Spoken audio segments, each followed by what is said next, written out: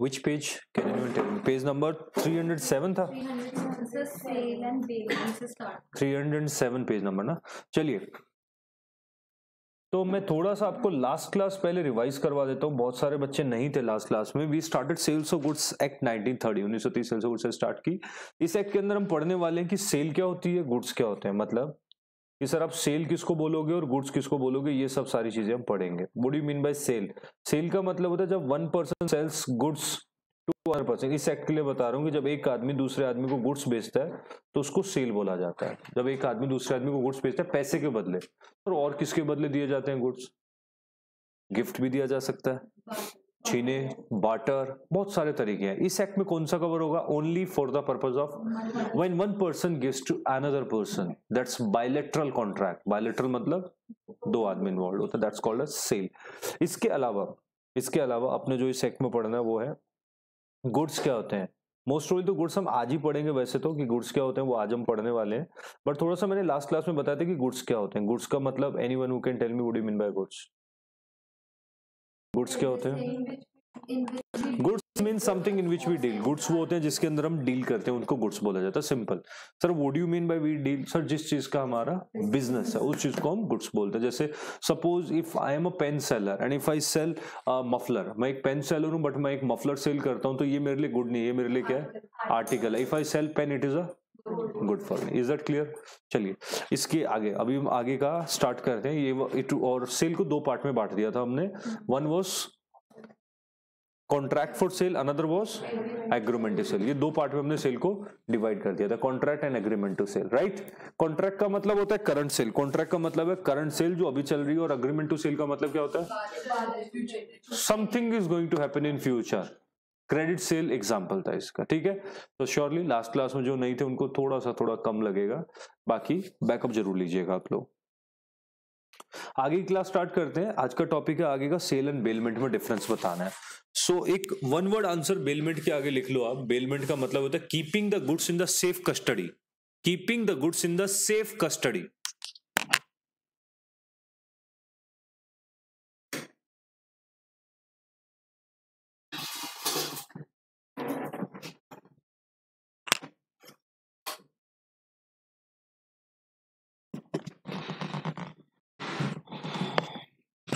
Clear? So now tell me, keeping the goods in safe custody को पहले हम समझते हैं. What do you mean by keeping the goods in the safe custody? देखो, अगर for example if you buy Almirah from the Kirti Nagar and you hire a rickshaw puller and ask him to deliver the Almirah at your home, तो क्या आपने वो अलमारी जो है वो उस रिक्शा वाले को बेच दी है या उसको सेफ कस्टडी में उस समय के लिए रखने के लिए दी है? Only for that particular time you have given that अलमीरा to that fellow, isn't it? तो वो आपके लिए बेलमेंट का कॉन्ट्रैक्ट है. वो बेलमेंट का कॉन्ट्रैक्ट है. और इससे भी better example, when you keep the goods in the bank locker. Bank के लॉकर पता ना, बैंक के लॉकर्स में जब आप सामान रखते हो तो वो क्या है? Safe custody. इससे भी बेटर एग्जांपल है when you keep the goods in the warehouse. Warehouse पता है? कोल्ड स्टोरेज पता है? जब आप यहां पर अपना सामान रखते हो तो आप क्या एक्सपेक्ट करते हो उनसे कि वो उस सामान को यूज करें आपके पीछे से या उसको सेफ कस्टडी में रखा जाए? That is bailment contract. तो simple one word, bailment means keeping the goods in the safe custody. मैंने सारे एग्जांपल्स बता दिए आपको. सबसे पहला कौन सा था? ऑटो वाला, रिक्शा वाला, वो भी हो गया. फिर उसके अलावा आपका बैंक के लॉकर में रख दिया, वेयरहाउस, कोल्ड स्टोरेज, ये सब क्या है? सेफ कस्टडी का. तो ये बेलमेंट के कॉन्ट्रैक्ट्स है. बुक में जो भी लैंग्वेज है लिख लेना, नोट्स जरूर बना लेना, मुश्किल है ये चीज. What's the difference between sale and bailment? क्योंकि ये बहुत ज्यादा अभी इंपॉर्टेंट नहीं है तो हम जल्दी जल्दी में आपको बताता जा रहा हूँ. सेल एंड बेलमेंट का मतलब क्या है? अच्छा, जो इंपॉर्टेंट पार्ट है इस एक्ट का, जो बच्चे नहीं थे मैं बता देता हूँ. ये सबसे इंपॉर्टेंट है, आपका क्वेश्चन पक्का आता है इसमें से. ये वाला पार्ट वेरी इंपॉर्टेंट. इसमें लास्ट क्लास में हमने मेजर टाइम इसी स्पेंड किया था हमारा लास्ट क्लास का. ठीक है. फिर आता है आपका sale and bailment. Sale and bailment का डिफरेंस क्या है? Sale means already we know, sale means when one person is transfer the title और ownership from one person to another person in exchange of the money. that is called as price consideration. It's not a gift and all the essentials of the contract must be satisfied. जो आपको यहाँ पर लिखा हुआ पूरा definition में मिलेगा. Cell का मतलब क्या होता है, ये रहा. There must be bilateral contract, transfer property, goods, priority of money, ये सारा होना चाहिए. Whereas अगर हम बात करते हैं कि बेलमेंट, तो बेलमेंट के अंदर ऐसा कुछ नहीं है. ना तो पैसे का लेन देन, हाँ भाड़ा जरूर होता है, ना ही मालिकाना ट्रांसफर होता है. Do you make the owner, do you give the ownership to rickshaw puller, banker, cold storage वगैरह? ना, हम नहीं देते. उनको कहते हैं ध्यान रख बस. तो वो है सेफ कस्टडी का और ये है सेल का. तो इसमें टाइटल गया, उसमें टाइटल नहीं जाता है. Is that clear? Is that clear? ठीक है. तो that's the difference between sale and bailment major. फिर आता है sale and contract for works and labour. Not at all important, मतलब लीस्ट टू लीस्ट इंपॉर्टेंट अगर कोई चीज है इस एक्ट के अंदर, सबसे लिस्ट में ही है आपका. Is that clear? Okay.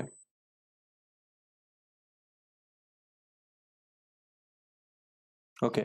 So एक हिंदी में एक वर्ड आता है आपका दिहाड़ी पे मजदूर. सुना हो अगर किसी ने नहीं पता. लेबर, चौक से लेबर लाते हैं, है ना. तो जो वर्क एंड लेबर का कॉन्ट्रैक्ट है, वर्क एंड लेबर, जो दिहाड़ी पे ठेके पे जिसको लेबर पे लाते हैं ना, वो हो गया आपका work and labour. Work and labour कौन किसको बोला हमने? मजदूर लेके आए. और ये है सेल.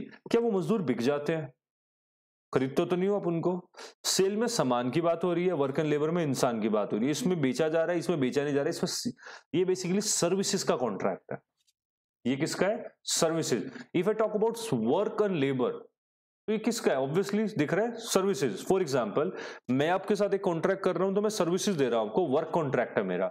आप कल को क्वालिफाई कर जाओगे तो आप जो अपने क्लाइंट को दोगे तो वर्क कॉन्ट्रैक्ट होगा आपका. आर्किटेक्चर, इंटीरियर, लेबर, जो भी लोग है, ये कौन सा कॉन्ट्रैक्ट होता है? Work contract. ये सर्विसेज के होते हैं. एंड अगर हम बात करते हैं सेल की, these are basically not services, these are for goods. Is that clear? Difference है दोनों में, समझ. फिर आता है एक word sale and hire purchase. जो मैं बोल रहा हूं ना अभी, ये सब आपको इधर लिखा हुआ है. ठीक है. तो हम बार बार इसको इंग्लिश को ट्रांसलेट नहीं कर रहा आपके लिए. सेल जहां नीड है मैं खुद करूंगा. Sale and hire purchase. Can any intelligent tell me what is hire purchase agreement? Raise your hand and then.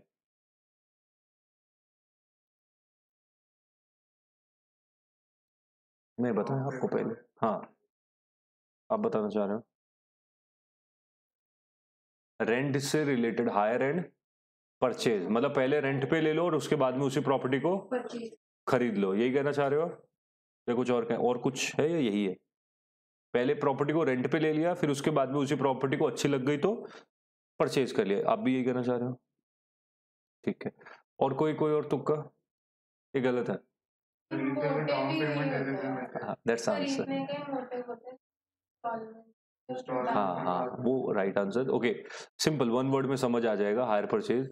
अगर आप बाइक, स्कूटी या गाड़ी पहले डाउन पेमेंट देते हो एंड फिर इंस्टॉलमेंट देते हो, उसको, उस पूरे प्रोसेस को बोलते हैं हायर परचेज. ये वो hire English word, hire rent वाला नहीं है. हायर परचेज क्या होता है?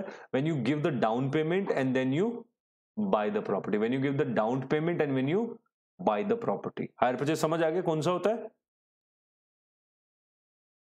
डाउन पेमेंट एंड देन मतलब परचेज कर चुके हो प्रॉपर्टी को. अच्छा, anyone who has been through such kind of contract, या उनकी फैमिली ने कभी लिया हो? गाड़ी, स्कूटर डाउन पेमेंट पे लेते हैं, सबको पता है ऐसा होता है दिल्ली में, है ना. तो अगर ऐसा होता है तो can you tell me ownership किसको मिलती है?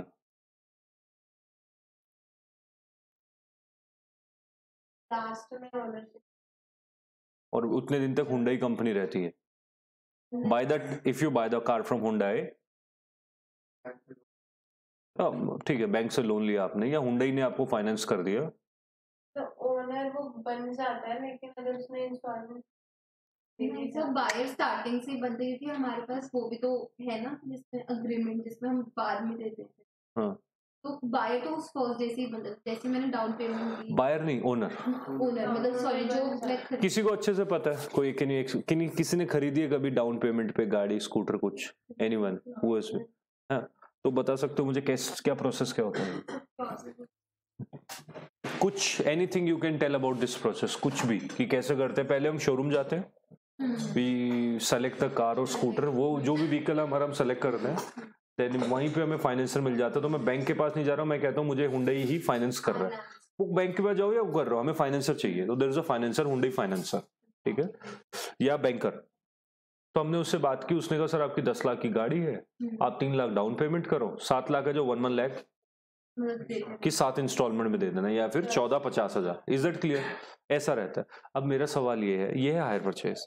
अब आपसे मेरा सवाल ये है, ओनरशिप किसकी रहती है? क्योंकि अपना एक्ट का पूरा एसेंस किस चीज का है? ओनरशिप। लास्ट क्लास में क्या बताया मैंने? Ownership. Now just answer that, owner कौन रहेगा? You will be the owner. Even just 3 lakh पे करके भी आप ओनर बन जाओगे?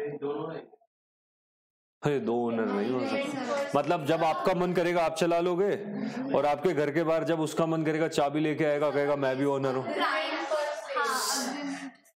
तो मैं कुछ क्राइम में कुछ कमिट करता फिर सर मेरे पे ही तो आएगा, वो Hyundai कंपनी पे थोड़ा आएगा अगर मैंने डाउन पेमेंट नहीं करी। आरसी पता है उस पे नाम किसका होगा? बायर का, है ना? सिंपली समझो, आपका वैसे आरसी पे आपका नाम नहीं होता है, प्रैक्टिकली बता देता हूँ, उसमें फाइनेंसर का नाम होता है। बट आप फाइनेंसर से बाद में एनओसी ले लेते हो, मतलब आपका भी रहता है, फाइनेंस भी रहता है उसमें। और फिर आप फाइनेंसर से लास्ट इंस्टॉलमेंट देने के बाद में एनओसी, नो ऑब्जेक्शन सर्टिफिकेट ले लेते हो कि भाई मुझे कोई ऑब्जेक्शन नहीं है, मेरी पेमेंट्स आ गई है, आप ये गाड़ी इनके नाम पे कर दो। आप वो एनओसी और पुरानी आरसी लेके आप अथॉरिटी में जाओ और वो गाड़ी आपके नाम पे आ जाती है। बट ये सारा तो हायर परचेज इनका गवर्नमेंट का इंटरनल मामला है, सेल्स ऑफ गुड्स एक्ट का मामला नहीं है। सेल्स ऑफ गुड्स एक्ट क्या कहता है या हायर परचेज क्या कहता है? हायर परचेज के अंदर आप ओनर तो बन जाते हो बट एब्सोल्यूट ओनर नहीं बन पाते। आप उस गाड़ी को फर्दर बिना फाइनेंसर की परमिशन के बेच नहीं कर सकते। सेल्स में आप एब्सोल्यूट ओनर बन जाते हो। सेल के अंदर एक साथ पेमेंट हो जाती है, हायर परचेज में एक साथ पेमेंट नहीं होती है। सेल्स के अंदर आप एब्सोल्यूट ओनर, मतलब कोई भी कंडीशनल नहीं होता, और हायर परचेज में आप ओनर तो बनते हो बट एब्सोल्यूट नहीं हो। सेल्स के अंदर आप डेप्रिसिएशन ले सकते हो, बट ट्रस्ट मी लोग हायर परचेज में भी ले लेते हैं, डेप्रिसिएशन ले लेते हैं, उसमें भी ले लेते हैं आपका, ठीक है। बट हायर परचेज में आपका सामान वापस उठवाया जा सकता है। सेल्स के अंदर एक बार सेल हो गई, कभी भी वापस सामान नहीं जाता है। Is that clear? ना, सामान नहीं जाएगा, डैमेजेस अगर सामान भी है तो वो डैमेजेस में आता है, ठीक है। तो मुद्दा समझ आता है हायर परचेज क्या होता है, वो चीज समझनी चाहिए। I hope it is clear. Now coming to subject matter. अभी आपका सवाल स्टार्ट होता है, ये था इंट्रोडक्शन एक्ट का। Now coming to subject matter क्या होता है? अरे वो खाली गाड़ियों के लिए, व्हीकल के लिए यूज होता है। Agreement of sell anything, hire purchase vehicle के लिए आपकी इच्छा है ना, like what type of contract you have made with your seller. नहीं, आप गलत समझ रहे हो। शी इज सेइंग कि अगर अग्रीमेंट टू कॉन्ट्रैक्ट है, जिनको लास्ट क्लास जिन्होंने अटेंड करी, if you can recall, agreement to sell कहना चाह रहे हो आप। एग्रीमेंट टू सेल जो फ्यूचर क्रेडिट वाला है, मैंने उसमें ये नहीं कहा कि आपको पेमेंट करनी है पहले, पेमेंट बाद में करते हो आप, जरूरी नहीं है। उल्टा भी हो सकता है कि आपने मुझे आज पेमेंट कर दी पूरी, मैं सामान 3 महीने बाद पहुंचाऊंगा, या फिर मैं सामान आज दे देता हूं और पेमेंट आप 3 महीने। तो either parties obligation is pending. Either parties obligation is pending मतलब agreement to sale is basically future executory, याद है वर्ड एग्जीक्यूटरी, फ्यूचर, ये सारी बातें बताई थी, मतलब कुछ पेंडिंग है उसमें। हायर परचेज में आपका पेंडिंग हमेशा आप ही का रहेगा, इधर पार्टी का नहीं है। वो तो दे चुका है अपना काम, है ना। और बहुत जमीन आसमान का फर्क है, मतलब ऐसा कुछ भी नहीं कि एक चीज भी सेम है। वो व्हीकल के लिए यूज हो रहा है, ये किसी भी चीज के लिए यूज कर रहा है। वो फाइनेंसर का काम नहीं है गाड़ियां बेचना, मतलब वो पैसा है उसका काम। फाइनेंस का काम है पैसा। और इसमें 3 पार्टी इन्वॉल्व होती है, उसमें 2 पार्टी इन्वॉल्व होती है। हाँ, हायर परचेज ये भी यूज नहीं होगा प्रॉपर्टी इंस्टॉलमेंट में कहाँ मिलती है भाई? हाँ, क्या लेते हैं हम? ठीक है, वो अलग बात है। लोन, आप लोन की बात कर रहे हो ना, आप तो लोन है वो अलग है। कार लोन, हाँ बिल्कुल होता है। वो हायर परचेज नहीं होता। अगर आउटसाइड फाइनेंसर है, उसने मैंने क्या कहा, व्हीकल के लिए वर्ड क्या यूज होता है? Hire purchase. घर के लिए हायर परचेज वर्ड यूज नहीं होता, प्रॉपर्टी के लिए नहीं होता है, व्हीकल के लिए हायर परचेज वर्ड यूज होता है। मशीनरी भी हायर परचेज में, मतलब व्हीकल इज मशीनरी टाइप में ही आ गया सारा आपका, मूवेबल। क्लियर? चलें आगे। फिर आता है सब्जेक्ट मैटर। अब हम स्टार्ट करते हैं पूरा आपका एक्ट प्रॉपर्ली। सब्जेक्ट मैटर का क्या मतलब है? The subject matter of the contract for sales of goods act shall be always goods. अगर आप इधर पढ़ोगे ध्यान से तो इधर लिखा हुआ था आपको, थर्ड पॉइंट में लास्ट क्लास में पढ़ा है मैंने, गुड्स के आगे subject matter must be goods. ये स्टार्टिंग ऑफ चैप्टर में आपको मैंने इंट्रोडक्शन के टाइम बताया था subject matter must be goods. तो सवाल आता है, लास्ट क्लास में हमने सेल पढ़ लिया था। What is sale? Sale is means when one person give the title to another person. It is of two type, sale और कॉन्ट्रैक्ट फॉर सेल, दो टाइप के होते हैं। अब आता था एक चीज रहती थी, गुड्स क्या होते हैं। गुड्स का मतलब वैसे मैंने बता दिया आपको, goods mean something in which we deal, something in which we deal. Anything in this universe, everything in this universe is article except in which we deal. The one thing in which we deal is called as goods. अभी आता है goods क्या होता है। आप किन किन चीजों को कह सकते हो कि ये गुड्स हैं? ठीक है, प्रॉपर्टी डीलर के लिए फिर क्या घर गुड्स हो जाएंगे? ऐसे तो गुड्स तो स्टॉक इन ट्रेड टाइप वाली चीज होगी ना। तो गुड्स की डेफिनेशन क्या बताई? The subject matter of contract of sale is essentially must be a goods. The sales of goods act means every kind of movable property. तो पहला एसेंस क्या है? इस एक्ट के अंदर हम खाली किसकी बात कर रहे हैं? मूवेबल की। तो एक बच्चे का भी सवाल भी था कि होम लोन, तो आई थिंक एक चीज तो यहां हट गई है, इस एक्ट में क्यों नहीं आएगा वो? बिकॉज वो इमूवेबल है। Is it clear? Clear? Subject goods क्या होते हैं? गुड्स क्या होते हैं? जिस चीज में हम डील करते हैं, प्रोवाइडेड वो। अब आगे आता है दैट मस्ट बी, पहला पॉइंट मूवेबल। थोड़ा टफ है, ध्यान से समझ लेना है, नोट्स बनाते रहना। That must be movable. दूसरा point, that must be movable. अभी ध्यान से सुनो, हो गया क्लियर? ये ध्यान से सुनो, लाइन थोड़ी टफ है। Of the sales of goods means every kind of movable property other than actionable claim, other than actionable claim and money, full stop. Now सवाल उठता है एक्शनेबल क्लेम क्या होता है और मनी क्या होता है? एक्शनेबल क्लेम का मतलब होता है, सपोज मुझे आपसे 10 लाख रुपया लेना है, ठीक है, तो ये मेरा क्लेम है आपसे।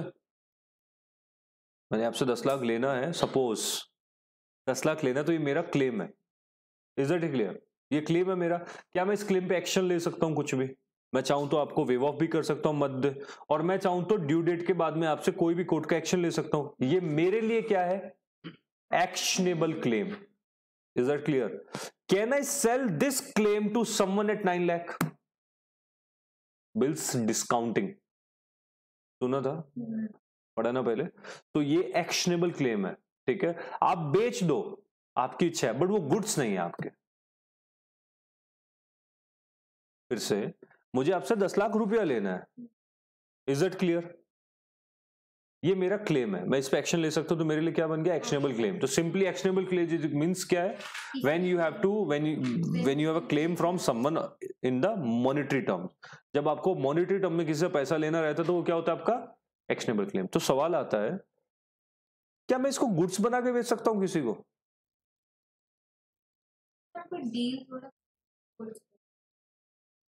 गुड्स तो नहीं बन सकता ना, it's not a good. Goods नहीं है, ना ही ये टेंजिबल है, ये तो इंटेंजिबल चीज है ना, एक अधिकार है, राइट है, ये राइट नहीं है ये। तो इसलिए इसको बोला ध्यान से, goods means every goods means every kind of. तो गुड्स बनने के लिए क्या क्या करना पड़ेगा? गुड्स के लिए आपके पास क्या क्या होना चाहिए? गुड्स के बनने के लिए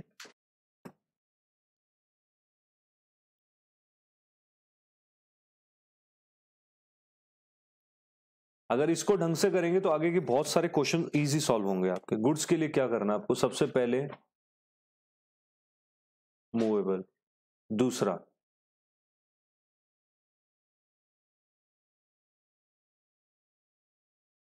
एक्शनेबल क्लेम नहीं होना चाहिए। एक्शनेबल क्लेम नहीं होना चाहिए क्योंकि वो गुड्स नहीं होते हैं। एक्शनेबल क्लेम, अच्छा चलिए आप एक बात बताओ मुझे, अगर मैं आपको 1000 रुपए दूं, आप मुझे उसके बदले में कितने रुपए दोगे?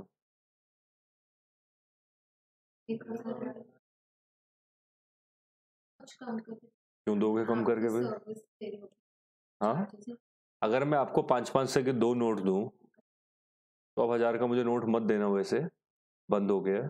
अगर मैं आपको 2000 का एक नोट दूं तो आप 500-500 के 4 देने में कोई प्रॉब्लम तो नहीं है ना? If everything is fine, fair enough. तो अगर मैं आपको 2000 दे रहा हूं तो आप उसके बदले में मुझे क्या दे रहे हो? 2000। ओके, अगर 2000 के बदले में 2000 मिल रहा है, कोई भी मार्जिनल यूटिलिटी एक्स्ट्रा या कम या ज्यादा नहीं हो रही है, मुझे कोई एक्स्ट्रा बेनिफिट ना आपको कुछ हो रहा है, तो वो गुड्स नहीं है। जब 10 रुपए के बदले 10 ही रुपए आप मुझे वापस दोगे, मैंने आपको 10 दिया प्रिवेलिंग करेंसी और आपने मुझे 10 प्रिवेलिंग करेंसी के 10 रुपए दे दिए, तो वो गुड्स नहीं है, वो गुड्स नहीं है। प्रिवेलिंग करेंसी कंट्री की गुड्स कभी भी नहीं है। Can you sell ₹10 to me? बेच दो, मैं आपको बदले में क्या दूंगा? 10 रुपीज दूंगा।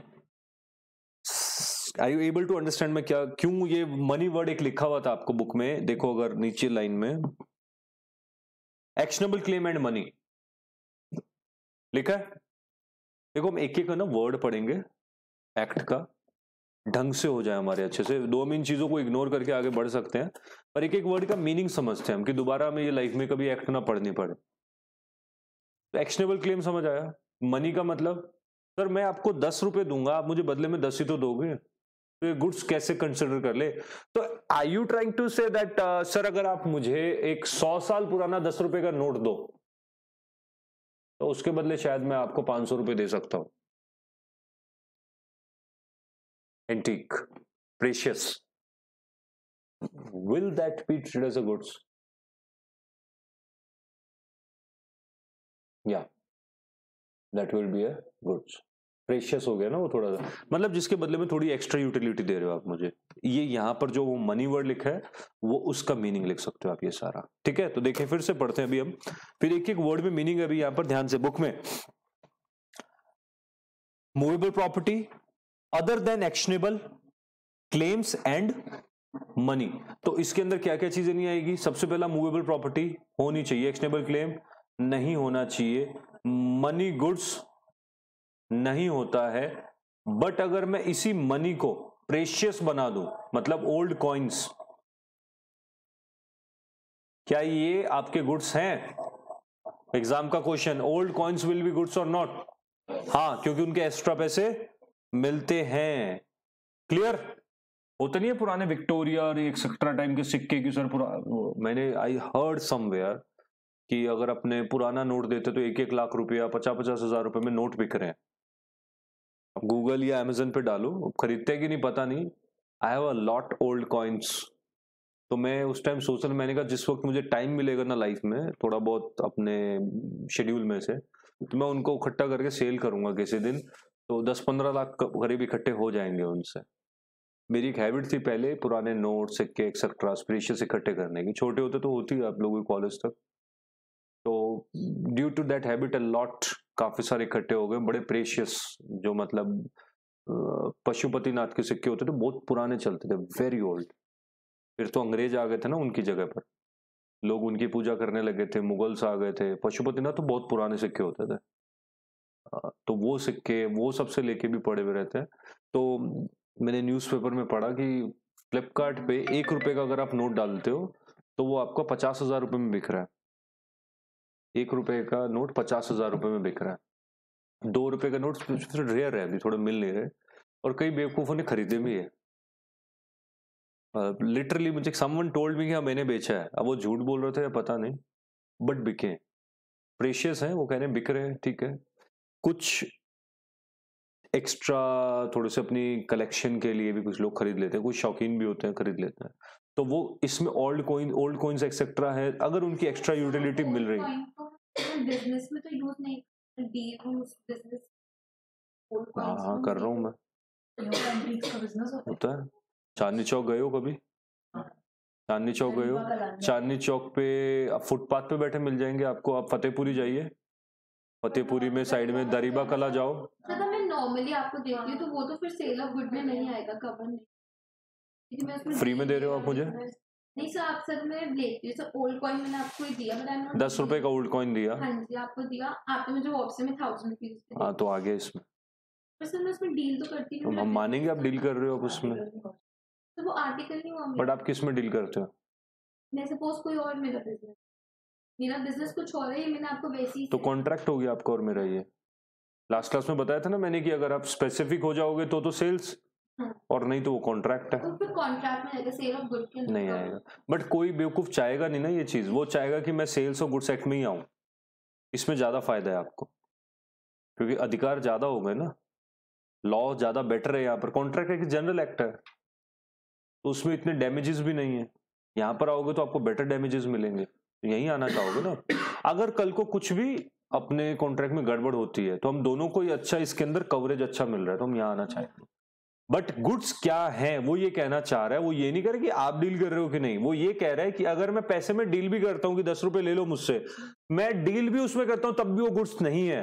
बट अगर मैं ओल्ड कॉइन में डील करता हूं तो वो मेरे लिए गुड्स है, अगर मैं इमूवेबल प्रॉपर्टी में डील करता हूं तब भी वो गुड्स नहीं है। समझो, ये आपके लिए नहीं है स्पेसिफिक, ये कह रहा है कि किस किस चीज को इस एक्ट ने गुड्स माना है। श्योरली आपको उसमें डील तो करना पड़ेगा ही पड़ेगा, श्योरली आपको उसमें डील करना पड़ेगा ही पड़ेगा। Is that clear? तो एक्शनेबल क्लेम नहीं, मनी एक्शनेबल क्लेम नहीं, मनी नहीं, और ओल्ड कॉइन्स, हाँ ओल्ड प्रेशियस कॉइन्स, ये कौन से होते हैं प्रेशियस कॉइन्स, कोई बता सकता है? जो सिल्वर गोल्ड के, गिन्नी जिसको बोलते हैं ना, सोने के और चांदी के, सोने वाले को तो गिन्नी बोलते हैं, चांदी वाले को सिक्का बोलते हैं, ठीक है, वो होंगे ना डेफिनेटली, वो तो सुनार या गोल्ड स्मिथ के लिए कॉइन होता है ना। अच्छा अभी हम आते हैं मुद्दे पे, बुक में आ जाओ, देखो एंड मनी, एक बार लाइन पूरी इकट्ठी पढ़नी है। Goods of act, goods means every kind of movable property other than actionable claim and money, and include stock, share, growing crops, grass and things attached to land और forming part of the land, full stop. मुझे कोई बता सकता है कि इनमें से क्या गुड्स हैं क्या नहीं है? बस मुझे एक दो लाइनें बता दो,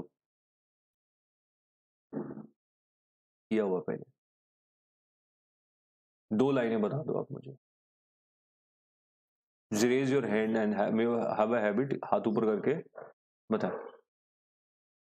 समझा सकते हो? आप बता दो पहले, एक बच्चा पीछे से बता रहा है, पहले उनको बता।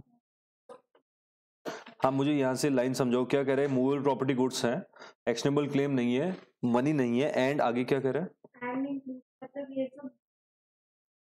है मतलब स्टॉक गुड्स हैं, शेयर भी गुड्स हैं, शेयर गुड्स हैं, अच्छा, और ग्रोइंग क्रॉप्स भी गुड्स हैं, घास ग्रास गुड्स है, एंड थिंग्स अटैच टू और फॉर्मिंग पार्ट ऑफ लैंड वो भी गुड्स हैं। ओके, आप कुछ अलग कहना चाह रहे हो? हाँ, both of you are right, ठीक है, ये यही कहना चाह रहे हैं। गुड्स का मतलब क्या है? ये सारी चीजें plus also it includes stock जो आपकी दुकान में पड़ा है, शेयर्स मतलब सिक्योरिटीज वाले शेयर्स, शेयर्स मतलब सिक्योरिटीज वाले शेयर। इस पे काफी सारे कोर्ट केस हुए हैं शेयर्स के ऊपर, ये हम पढ़ेंगे ट्रांसफर ऑफ प्रॉपर्टी एक्ट में, अगले लेवल पे, इंटर लेवल पे ट्रांसफर प्रॉपर्टी एक्ट में पढ़ेंगे हम ये चीज सारी, ठीक है। एंड ग्रोइंग क्रॉप्स, ग्रास घास, ठीक है, क्योंकि बिकती है ये, और एंड थिंग्स अटैच्ड टू और forming part of the land which are agree to be serve before the sale, मतलब जमीन से निकलने वाली वो हर एक चीज जो कि आप बेच सकते हो वो गुड्स है, बट जमीन से अलग जरूर हो जाएगा, विच कैन बी सर्व्ड। आगे लाइन समझ आ गई? लिखा गया everything which is attached to और forming part of the land but which can be served for the sale. Is that clear? समझ आ गया? तो ये डेफिनेशन पे एक क्वेश्चन पक्का आता है आपको एग्जाम के अंदर, surely. I hope this is clear now, पक्का लर्न हो जानी चाहिए। तो सेल्स ऑफ गुड्स में गुड्स का मतलब क्या है? Goods means anything in which you deal, everything else is an article, whereas the Sales of Goods Act 1930 says the goods means followings, that is everything which is movable but actionable claim, money is not a good, but the following things will be goods, such as stock, share, securities, grass, growing grass, anything which is attached to land but which can be served for the sale। कोई भी सवाल है तो पूछ सकते हो आप लोगों को।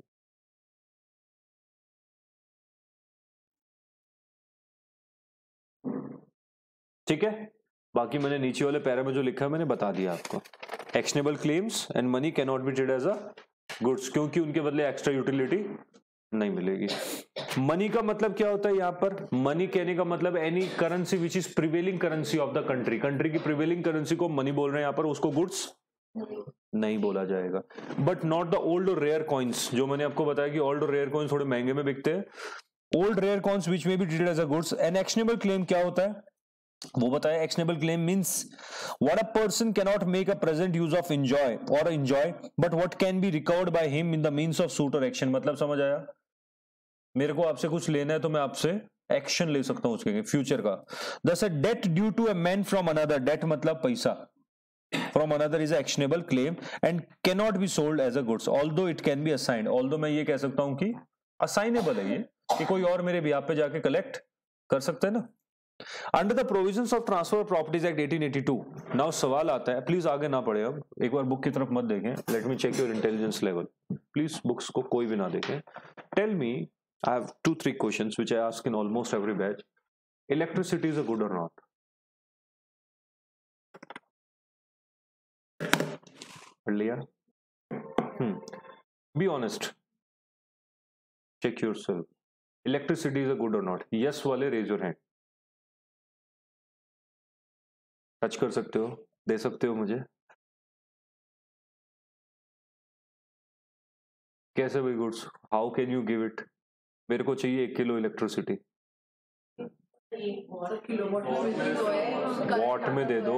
करंट आ रहा है सर, करंट आ रहा है और करंट तो वैसे ही आता है ना, ऐसे वाईफाई की तरह आता है तो वायर से आता है। हाँ सर में उसको वैल्यू भी दिया जाता है। हाँ, तो गुड्स तो वो चीज है ना जो हम दे सकते हैं। तो दे तो नहीं सप्लाई कर रहे हैं, वो सर्विस गुड्स, हाँ क्या बोला?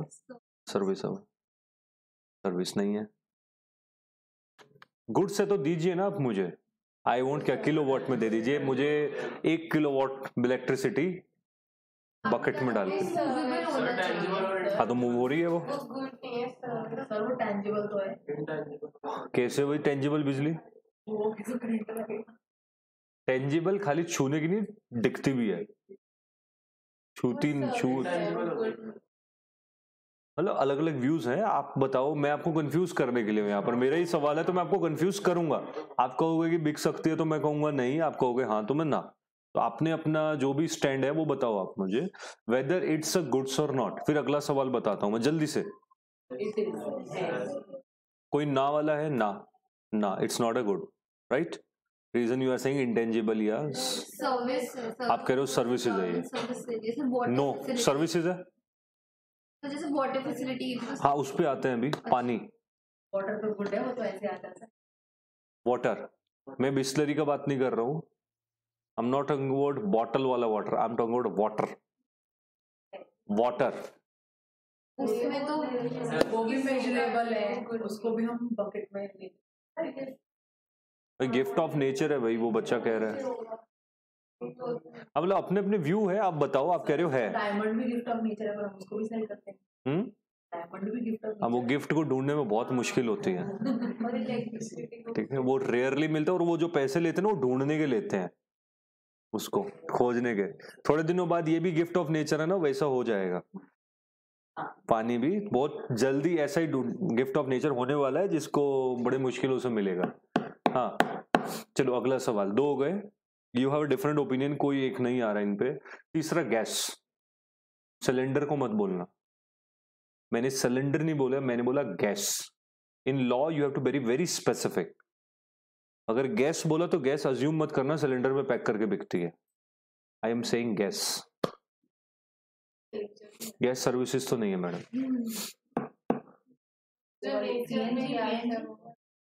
कोई भी गैस उठा लो आप।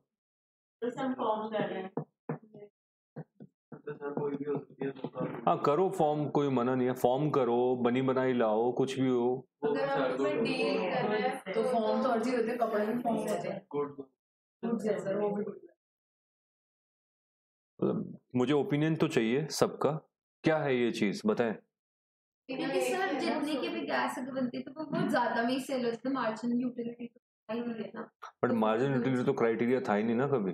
लास्ट क्लास में बताया था, वो तो क्राइटेरिया है ही नहीं है ना कभी। गुड्स डिफाइन करने का क्राइटेरिया तो मैंने कभी बताया ही नहीं आपको। मैंने सेल्स और गुड्स सेक्टर में आने का क्राइटेरिया जरूर बताया आपको। तीनों गुड। आपके अकॉर्डिंग तीनों ही गुड्स हैं। ओके, और कोई ना वाला है कि तीनों ही गुड्स नहीं है, या कोई एक वाइस कुछ चीजों में? जरूरी नहीं है तीनों के आंसर एक। Then I come to okay any other opinion. नहीं, मेरा वाटर अलग है, मेरा वाटर है खाली, नहीं है गुड। और gas, be quick, quickly answer दीजिए। उसको हम डिस्टिलरी बना के बेचते हैं तो वो गुड बन जाएगा। माय क्वेश्चन इज वाटर, और आपको आंसर ऑप्शन में नहीं है ना, आपने खाली हाँ या ना में आंसर देना है, उसके आगे आप लिख नहीं सकते। मुझे ऐसा लगता है कि इसके आगे bottle, you can't right. Electricity good है, वाटर और गैस नहीं है। कोई और? वाटर भी गुड है, ऊपर से भी आता है।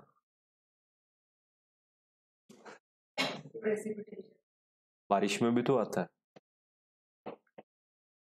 I'll confuse you, आप अपने स्टैंड जो भी हो बताइए। तीनों गुड्स हैं, कुछ कह रहे हैं वाटर है, कुछ कह रहे नहीं है। चलिए सी, ये एक ऐसा मसला है, आज तक इसको कोर्ट नहीं सॉल्व कर पाया। 1882, 1936 से ये कोर्ट में केस पेंडिंग पड़े, आज तक इनको कोर्ट भी सॉल्व नहीं कर पाया। ठीक है, तो it's difficult for you court भी इन पे मैटर पे बात, क्योंकि एक आदमी कहता है कि ये गुड है तो सामने से दूसरा कहता है ला टच करके दिखा बिजली को। एक आदमी कहता है कि वाटर गुड नहीं है तो दूसरा कहता है ये ले मैं दे देता हूं। समझ आया? Someone says gas is not a good, वो तो हवा में उड़ जाती है, तो वो कहता है मैं पैक करके दे सकता हूं तुझे। तो बड़ी एक डिस्प्यूटिंग चीजें हैं ये, तो इसके लिए क्या आया, बाकी और भी चीजें हम आते हैं इन पे। Thus a debt due to हो गया ये, although it can be assigned under the Transfer Properties Act, full stop. Goodwill, trademarks, copyright, patent, all are goods, ये ध्यान रख लेना आप अपना। Goodwill, patents, trademarks, all are goods। अभी आपको अगर कोई ये कह दे कि सर ट्रेडमार्क जो है वो इंटेंजिबल है और पेटेंट इंटेंजिबल है, लेट मी टेल यू, इनका रजिस्ट्रेशन होता है, उनके पेपर मिलते हैं आपको, ये हाँ वो सब टेंजिबल है, आपके पेपर के थ्रू अधिकार मिल रहा है आपको ये। बट स्टिल जो चीज आपको अलग से लिख दी जाए, जो चीज अलग से एक्स्ट्रा लिख दी जाए, कोर्ट अगर कहता है तो कोर्ट ने इसीलिए लिखा है कि क्योंकि यहां पर अलग अलग ओपिनियन फॉर्म होते हैं इन चीजों के लिए, ये डिस्प्यूट वाली चीजें हैं, तो कोर्ट अपना स्टैंड क्लियर करके कहता है ये ऐसा है और इस पर कोई सवाल नहीं उठाएगा। क्यों लिखा? हजारों चीजों में ये चार चीजें क्यों लिखी? क्योंकि इन पे कोर्ट को पता डिस्प्यूट होगा, तो कोर्ट ने स्टैंड क्लियर किया कि गुड्स मानो आप इनको। ठीक है, आगे आते हैं। सो शिप, अभी शिप क्यों यहां पर अलग लिखा है? क्योंकि ब्रिटिश टाइम पे शिप का बड़ा एक रोल होता था, बड़ा इंपॉर्टेंट रोल होता था, इसलिए शिप को यहां पर लिखा हुआ। ब्रिटिश इंडिया में शिप काफी ज्यादा इंपॉर्टेंट चीज थी हमारे लिए, ट्रेड उसी से किया जाता था सारा। And as regard as a water, gas, electricity, it is doubtful whether they are goods और not. Ras Bihari versus emperor 1936, MB electricity company limited versus state of Rajasthan 1973, ये दोनों केसेस आज भी कोर्ट में पेंडिंग पड़े हैं। कुछ नहीं है, डाउटफुल है। सर ऐसे देखा जाए तो गुड नहीं, लेकिन अगर मैं अपना है, एडिशन कर दूं है तो फिर वो good। अब आप कहोगे है तो मैं कहूंगा है, आप कहोगे नहीं है तो मैं कहूंगा नहीं है। रीजन बीइंग हमारे एपेक्स कोर्ट ने क्या बोला, इसे डाउटफुल है। अब इसके ऊपर मैं सवाल उठा नहीं सकता। ठीक है, अरे बहुत सारे लोग हमारे भारत में मानते नहीं है लॉ को, मैं मानता हूँ। ठीक है, बड़े आजकल मैं देख रहा हूँ बड़े दंगे शंगे हो रहे हैं, वो नहीं मानते होंगे, बट आपके पास सिंपल आंसर है ना, कोर्ट ने नहीं किया तो मैं क्या करूं? अभी तक तो सर आप कुछ सोचना, इतने बड़ा कोर्ट, आज कितने साल हो गए एक को? 1936, ऑलमोस्ट 80 साल हो गए हैं।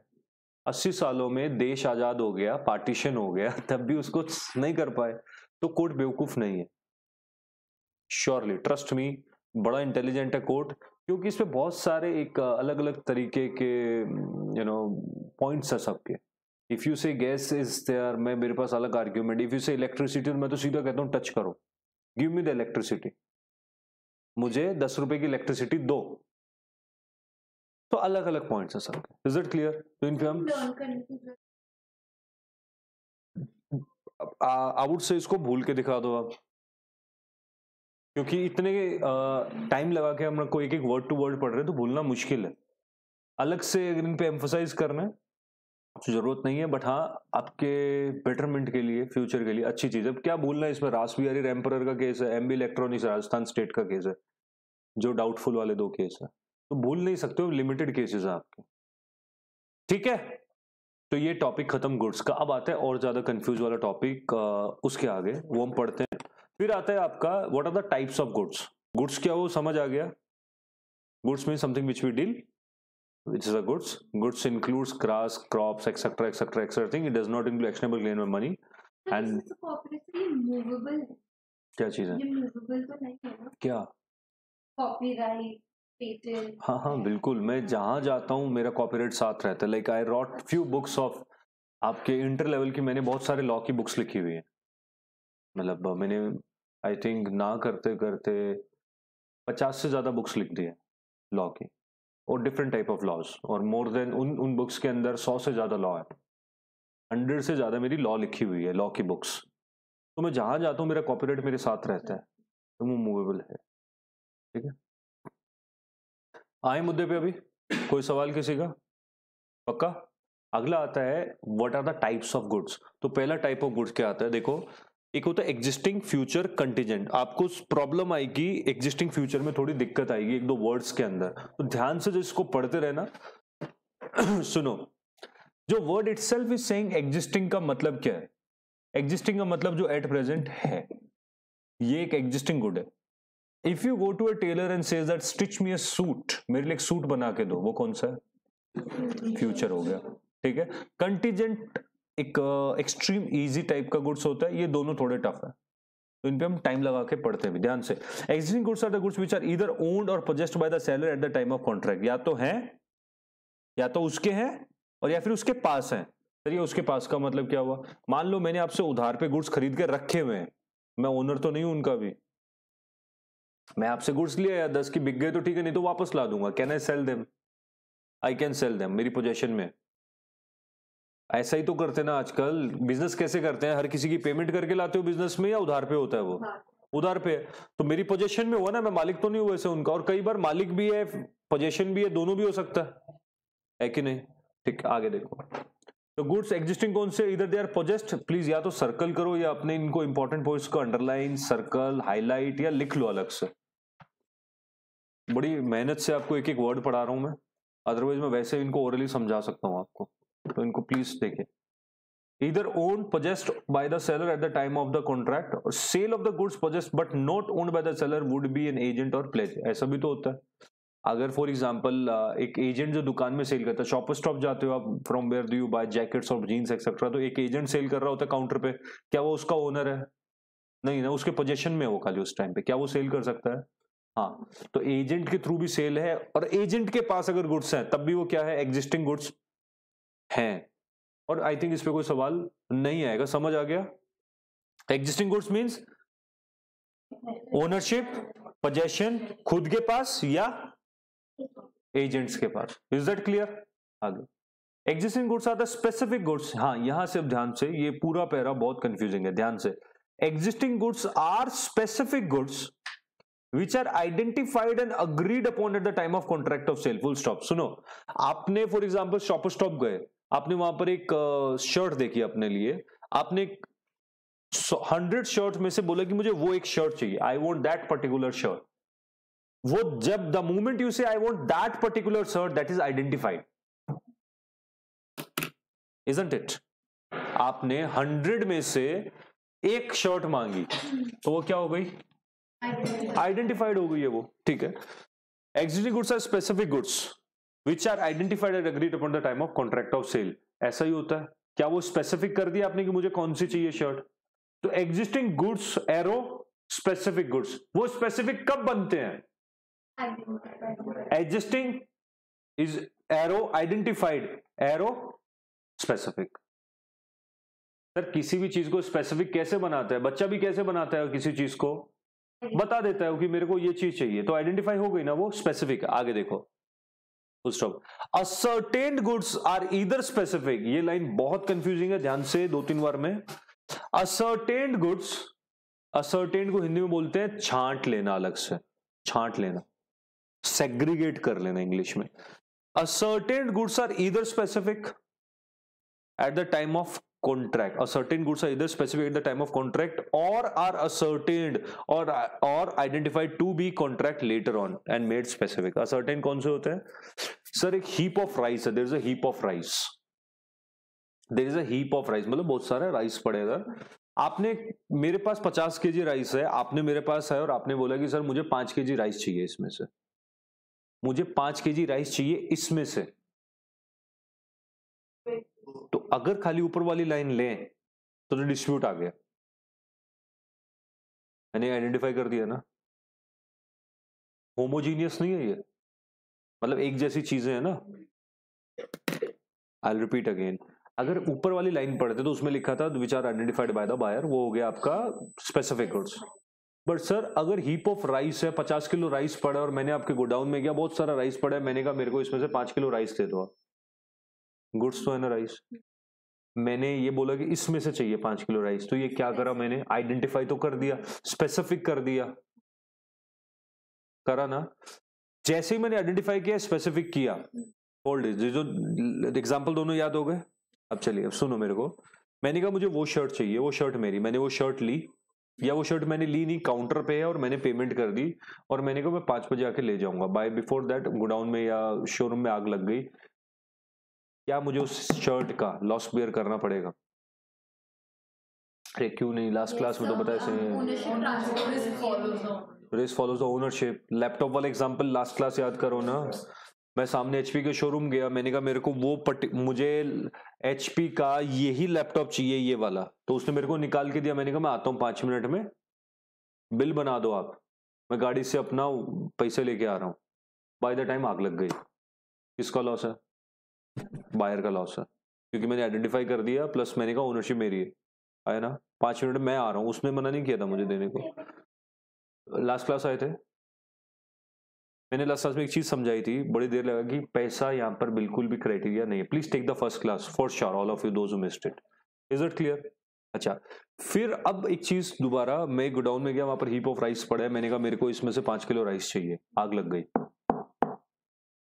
तो लॉस किसका है? सेलर या बायर?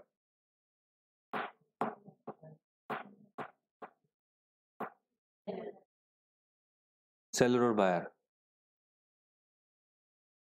धीरे, बायर वाले धीरे बोल रहे हैं तो जोर से बोलो, या धीरे मत बोलो आप। सेलर का है, क्योंकि वो अभी तक असर्टेन नहीं हुए, असर्टेन नहीं किए। असर्टेन, असर्टेन का मतलब अलग से 5 किलो, समझ आया? अब मैंने अलग से 5 किलो निकाल दिए, और जहां वो 5 किलो राइस रखे थे वहां आग लग गई, तो किसका लॉस है? बायर। तो ओनरशिप क्राइटेरिया यहां कब हुआ? सवाल है, owner is the one who will bear the risk, पर सवाल ये होता है ओनर कब बनते हो आप? असर्टेन्ड गुड्स के केस में आपने असर्टेन करवा लिए, आप ओनर बन गए। आइडेंटिफाई वाले में आपने आइडेंटिफाई कर दिए, तो आप ओनर बन गए। पैसा और इनवॉइस क्राइटेरिया बिल्कुल नहीं है, ठीक है? ओके, अभी ध्यान से सुनो फिर से। Existing goods are specific goods are identified and agree upon the time of contract of sale. Example लिख लेना इसके आगे जो मैंने बताया। फिर आता है ascertain goods are either specific. Ascertained goods, छांटने वाले गुड्स या तो स्पेसिफिक होते हैं, और या तो वो स्पेसिफिक होते हैं, और या फिर ascertain goods are either specific at the time of contract, या तो कॉन्ट्रैक्ट के टाइम पे ही वो स्पेसिफिक होते हैं, और आर असर्टेन्ड और identified to the contract later and made specific. मतलब मैंने आपसे कॉन्ट्रैक्ट कर लिया कि आपको 50 किलो जो राइस आ रहे हैं उसमें से 5 किलो मैं लूंगा, आज ही कॉन्ट्रैक्ट हो गए, ठीक है? 40 किलो जल गए, मैं तो लॉस बियर, क्योंकि वो उसमें से मेरे असर्टेंड आपने अलग तो नहीं किए थे। मेरे तो, मैं तो कहूंगा मुझे नहीं पता, मेरे तो 10 किलो जो बचे उसमें मेरे 5 किलो, अगर वो अलग कर देता उसमें से 5 किलो, और मुझे बोल देता कि आपके 5 किलो पड़े हैं, आओ और ले जाओ। मैंने कहा मैं 2 दिन बाद आऊंगा, रख लो तुम। आग लग गई। बायर और सेलर? बायर। क्लियर है? ओके, फिर से तो असर्टेन गुड्स 2 तरीके के होते हैं, या तो उनको कॉन्ट्रैक्ट के टाइम पे अवेलेबल है, उसी टाइम पे स्पेसिफिक कर देते हैं हम, और या फिर कॉन्ट्रैक्ट के टाइम पे नहीं है, बाद में उनको स्पेसिफिक कर दिया जाता है। ठीक है, थोड़ा मुश्किल है ये वाला, ध्यान से। जेनरिक और अनअसर्टेन गुड्स। अभी अनअसर्टेन क्या हुए? Unascertain goods are which are not separated, segregated नहीं है। Other certain goods are the goods which are not specifically identified but are indicated by the description. मैंने आपको कॉल किया और मैंने कहा मुझे रेडियो नंबर 505 मॉडल, मुझे आपकी दुकान में से 505 नंबर मॉडल नंबर रेडियो चाहिए।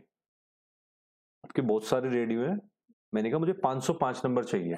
मैंने आइडेंटिफिकेशन तो दे दी, बट उसने असर्टेन नहीं करा। उसमें से वो 505 के उसके बहुत सारे हैं, उसमें से उसने वो 505 निकाला नहीं अभी तक।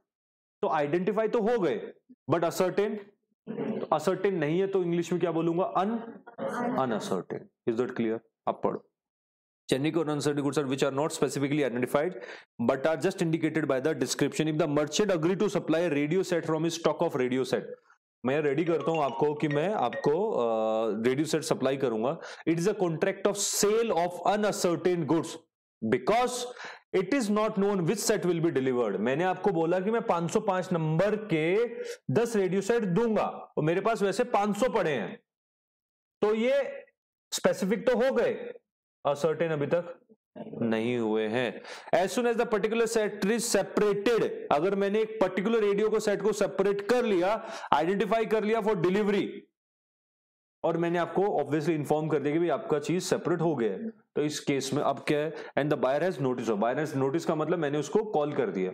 इन that case the goods are ascertain and become specific. Clear? तो इसको 2-4 बार पढ़ लेना, मुश्किल चीज है ये। फिर अब आगे सेपरेट नहीं करा, अनअसर्टेन का मतलब है सेपरेट नहीं करा, बट लिटरली मीनिंग्स पे मत जाना, क्योंकि लॉ में बहुत सारी चीजें एग्जाम्पल से ज्यादा बेटर आती है समझ। हाँ हाँ, भैया फ्यूचर वाले को सेपरेट कैसे कर सकते हो? जब जो चीज होगी तभी तो करोगे ना। तो एग्जिस्टिंग में पहले तो एग्जिस्टिंग गुड्स में डील करने के लिए 2 तरीके हैं, उनको स्पेसिफिक करो, करना ही पड़ेगा आपको, करना ही पड़ेगा आपको। एग्जिस्टिंग, स्पेसिफिक में 2, असर्टेन, अनअसर्टेन। अब सवाल उठता है कि एग्जिस्टिंग गुड्स है और खराब हो गए, किसकी लायबिलिटी? आइडेंटिफाइड है, खराब हो गए, किसकी लायबिलिटी? असर्टेन है, खराब हो गए, किसकी लायबिलिटी? अनअसर्टेन है, तो अनअसर्टेन का मतलब स्पेसिफिक, समझ आए? Existing, specific, uncertain. Existing, ascertain, ये तो श्योर है। असर्टेन में तो असर्टेन तक पहुंच गए तो किसकी? हमेशा ही अनअसर्टेन है, तो डिस्प्यूट है। अनअसर्टेन मतलब मोस्ट ऑफ द टाइम किसकी रहती है? क्योंकि आपने उसको सेपरेट अभी तक करा नहीं। ठीक है,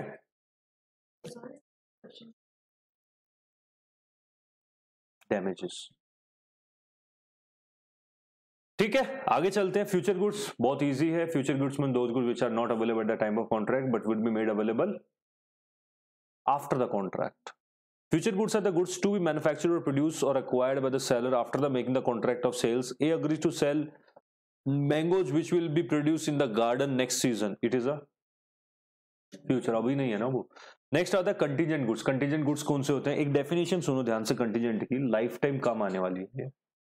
कंटीजेंट गुड्स क्या होते हैं?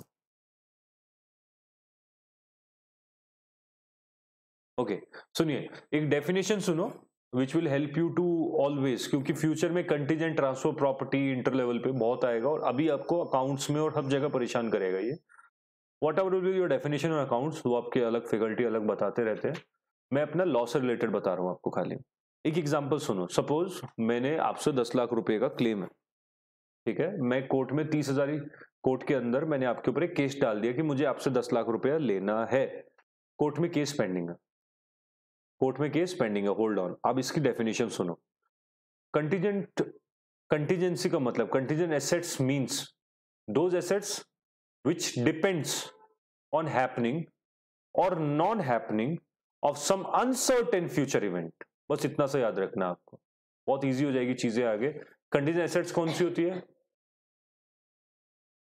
Contingent assets means which depends on happening or non-happening of some uncertain future event। ठीक है, लिख लिया। अच्छा, अभी जो चीज कंटीजेंट एसेट्स है मेरे लिए, आपके लिए कंटीजेंट लायबिलिटी होगी वो? पक्का होगी ना? अभी सुनो ध्यान से, वो एग्जांपल उठाते हैं फिर से। मैंने इन पे क्लेम डाला हुआ 10 लाख रुपए का, 30,000 कोर्ट में वो पेंडिंग पड़ा है। क्या मुझे डिसीजन पता है पहले से? अनसर्टेन है, अनसर्टेन है, अनसर्टेन है। मैं जीत भी सकता हूं, मैं हार भी सकता हूं। अगर मैं जीता, contingent assets means which depends on happening, एक बार अनहैपनिंग हटाओ, non happening, which depends on happening of some uncertain future event. तो क्या मेरा केस जीतना हैपन है? मेरे लिए एसेट्स कब बनेंगे 10 लाख? जब मैं जीतूंगा। तो हैपन होना क्या है? हैपन मतलब केस जीतना, और वो हैपन होना अभी क्या है? अनसर्टेन है। तो मेरे लिए वो कंटीजेंट एसेट्स है, वो मेरी पक्की एसेट्स अभी नहीं है, वो मेरे लिए क्या है? Contingent assets. कंटीजेंट एसेट्स कौन सी होगी, समझ आ गया? एसेट विच डिपेंड्स, एक ऐसी एसेट जो डिपेंड करती है किस पे? फ्यूचर के किसी इवेंट पे, और वो इवेंट क्या है? हो भी सकता, नहीं भी हो सकता। शिप आया अगर चाइना से, तो मैं आपको 60 LCD, 100 रुपया पर LCD की रेट पे दे दूंगा। ये कॉन्ट्रैक्ट कौन सा है? कैसे? इवेंट क्या है? शिप का आना। जो इवेंट क्या है अभी? तो डूब भी सकता है, डूब भी सकता है ना। अगर मिस्टर एक्स की डेथ हो गई, जब भी होगी, तो मैं आपको 5 लाख रुपए, 5 लाख रुपए के गुड्स दूंगा, 3 लाख में दे दूंगा। 5 लाख के गुड्स 3 लाख में दे दूंगा। ये क्या है? ये क्या है? कंटीजेंट नहीं है, ये कुछ भी नहीं है। ये कंटीजेंट नहीं है, क्योंकि मिस्टर एक्स की डेथ होनी सर्टेन है। जो जिंदा है वो मरेगा, जो जिंदा है। हाँ, तो उस अनसर्टेन तो नहीं है, सर्टेन है वो। तो डेफिनेशन से बाहर चला गया ना। नहीं, फ्यूचर में नहीं है, डेफिनेशन में नहीं आया ना, क्योंकि ये इवेंट जो है डेथ है, बट वो अनसर्टेन नहीं है, सर्टेन है, कभी तो होगा। ठीक है, तो बात ही खत्म।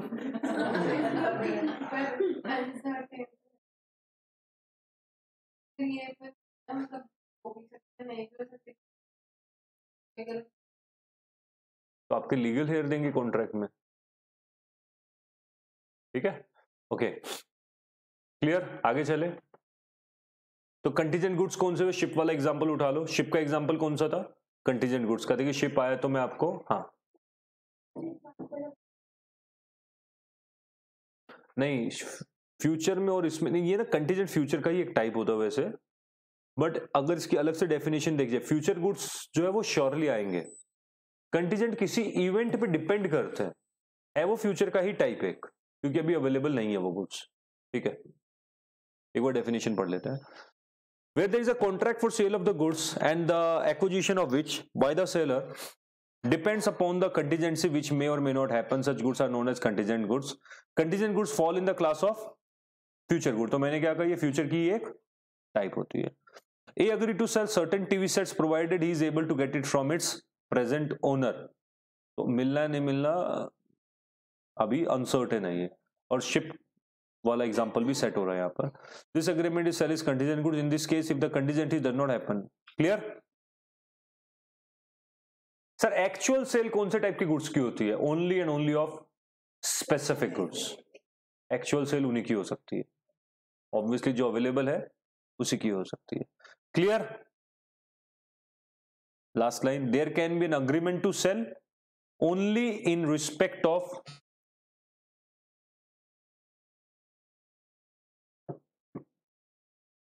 there can be an agreement to sell only in respect of future or contingent goods।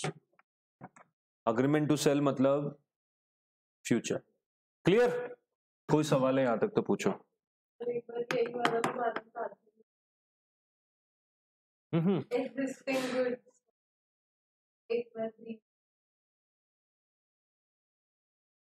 और कोई कंफ्यूज नहीं होना, क्योंकि ये बहुत ज्यादा बार बार करोगे कंफ्यूज हो जाओगे।